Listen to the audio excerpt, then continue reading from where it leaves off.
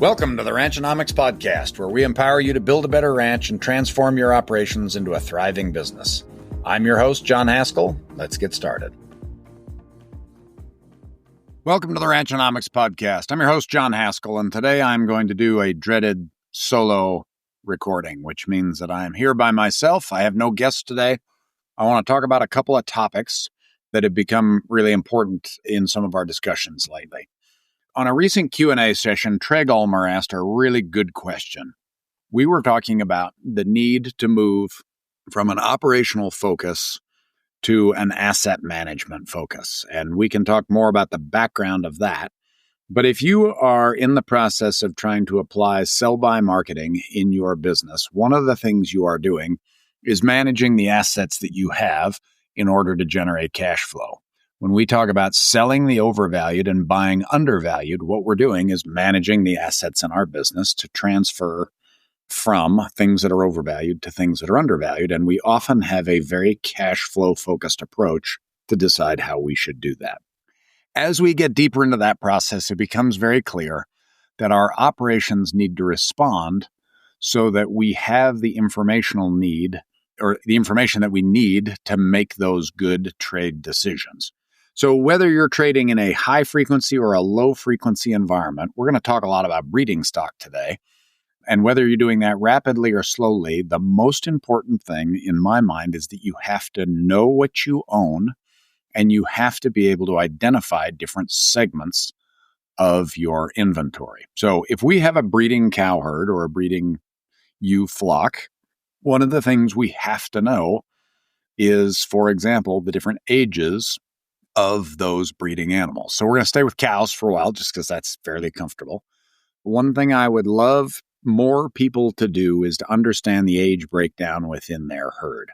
Not all cows are the same, and we need to start coming up with ways to manage the information that shows us, what we have along the most important axes. One very important piece of information is the age of the cow. A 10-year-old cow and a 4-year-old cow are not worth the same. They're not worth the same in the market often, and they're usually not worth the same in our operations. Not saying one is better than the other. They just have a different value to our operation and a different price on the market. So what I often recommend, and we are in the fall right now, some of you may have already done this, but if you are preg checking your cows, it is a wonderful opportunity when those, let's say you're preg checking spring calving cows, in the month of October, November, December, have somebody record the ages of those cows. So let's get a count of how many 10-year-old cows, how many 9-year-old cows, how many 8-year-old cows. Now, if you can identify them to the year, like year of birth, that's fantastic. If you can't get them to year of birth, then let's get them to, short solids, broken mouth, solid mouth, young cows, etc. Mouthing those cows or aging those cows gives you a very good idea of what you own in total, so that when you need to make marketing decisions, you can conclude, yes, I have a load of 7-year-old cows, or I have 12 4-year-old cows that I could sell if they were the overpriced item. Not advocating for the sale or purchase of any particular class, but I'm advocating for you knowing what you own. Have a good handle on your inventory. There are some other parameters you might want to keep there. Pregnancy status, of course, is one. Sometimes our vet is able to, distinguish between early calvers and late calvers. We may have spring calvers and fall calvers. We may have pregnants and opens. And again, we're going to have old cows, young cows, middle-aged cows. Another thing that I want to do when we determine the status of those cows is let's get them marked in such a way so that we do not have to read through a list of tag numbers in order to find out the status of an individual cow. Many years ago, through my friend Ben Bailey at the Rex Ranch, who was introduced to it by Bert Teichert, I was shown a tagging system that is really easy. I am a big fan of the Temple clip. It is a clip, kind of like a plastic bangs clip that goes onto the front of the ear. You punch a hole in the cow's ear. And if you're watching the video of this, it's got a small plastic clip with a round leading edge on it. Well, the bottom is a round leading edge and the top is a square edge. And what happens is that clip goes, you punch a hole in their ear, you push one side through and then pull it around so that you can see a colored clip on the front of those cows' ears. And it's not very likely to be pulled out by, if you got a dog that likes to rip on tags, or like if you've got fence that they can rub on, they're pretty likely to stay in. And they come in a bunch of different colors. Now, what I strongly recommend is a pretty basic tagging system oriented around the idea that some cows are probably on a short path to leaving the ranch. Some cows are maybe on a longer path to leaving the ranch. And what can we clarify with tags or with these clips? Sometimes I call them tags, but it's really a clip. If we have a cull cow or a cow that is going to leave the ranch, so let's say this is an older cow that may still be raising a calf, but there's something wrong with her, and you want to get her off the ranch, we would put a red clip in her ear to signify that cow needs to leave. Now, colors I don't care about. These are just an easy way to do it. A yellow clipped cow could be a cow with one strike left. So let's say you have a 2-strike system. A red is a cow that's going to leave. That's a cull. You could put a yellow clip in a cow with one strike left. Now, let's say you bring her a yellow clipped cow through the chute this fall, and now she receives another deduction for whatever you cull on. Let's say she's, now she's got a bad bag, or maybe she had a bad bag, and so you gave her a yellow clip, and now she's got a cancer eye. Well, you can pop out that yellow clip, put in a red clip. Now, when the next bus is leaving the ranch, we know where she's going. We've also in the past used blue clips to signify old cows. Whatever you want. The choices are unlimited. There are green clips, yellow clips, red clips, blue clips. Like, come up with those. The beauty of those clips is that if I am consistent in my usage of the clip, I don't have to look at a tag number. I can look at the clip. And the idea that Burke always talked about that I really loved was if I needed to destock quickly, the first thing obviously to leave would be those red clip cows. And again, choose your own color. I don't care. But in our world, it's a red clip cow. And the second thing to go is a yellow clip cow. I don't have to bring cows in and make a bunch of complicated decisions. I don't have to be able to read their tags when there's, mud and excrement all over the front of the tag. I don't need a lot of details. I just need to see the color on the leading edge of her ear. And the other part about it being on the front of her ear is if I'm the one sorting in the alley, I can see that clip from the front. The other thing I love to do, a lot of people use a dangle tag that has a number in it. Maybe the first digit is the year the calf was born or the year the cow was first pregged as pregnant. I prefer a year brand because it doesn't fall out, but a tag with a number on it or a letter that signifies the birth year can also be a very, very handy tool. Both of those, especially if you double tag them, the brand or the tag are pretty easy to read. A shoulder brand is not as easy to read as they're coming at you in the alley, but I struggle to read the number tags. Now, some people also use a colored dangle tag to signify the year. You can use all kinds of different things, but what I really want to get people away from is this idea that they need to individually mark so that you have to read a whole number. If I've got to read a 3 or 5 digit number on a cow in order to get any information about her, I've got a problem. If I need to just read the first digit and catch the color of a clip, I can identify those cows by groups.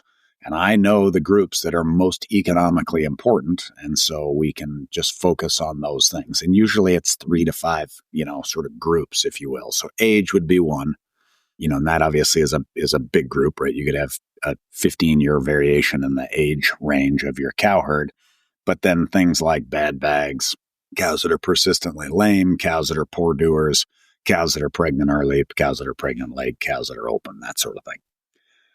Obviously, that's talking about the cow-calf business. If we get into the stocker business, one of the things I'm amazed by is people that don't have any idea about what their cattle weigh. And there are different ways to estimate the weight of cattle. One of them is obviously put them on a scale. That gives you a great opportunity to weigh. I highly recommend weighing stocker cattle with some regularity so you understand how they're doing.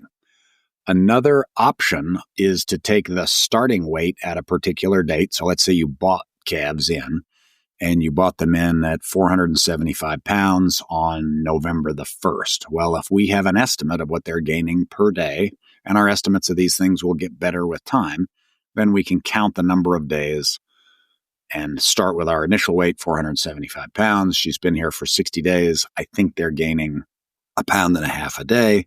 So that would be 475 plus 1.5 pounds times 60, which is 90. So we think those should weigh 565 pounds. Now, you're going to have to check that number because it's a guess. They're probably not gaining exactly the same thing every day. But if we come up with an average over time, like I said, given our feed base, given the weather, given the type of calves we own, that should give us an opportunity to have a very good idea of what we own. And again, the point of our discussion today is that we want to understand what we own in as much detail as possible with as little work as possible to make our ability to make inventory, buying and selling decisions as easy as possible. So with that, one thing that people often try to do is if they are going to run over different types of animals, they want to keep them separate. I am a fan of running as many animals of the right kind together if you can. So sometimes you might run, let's say, old cows and very young cows, replacement heifers together, because they both have kind of a higher nutritional need than your prime of their life running age cows.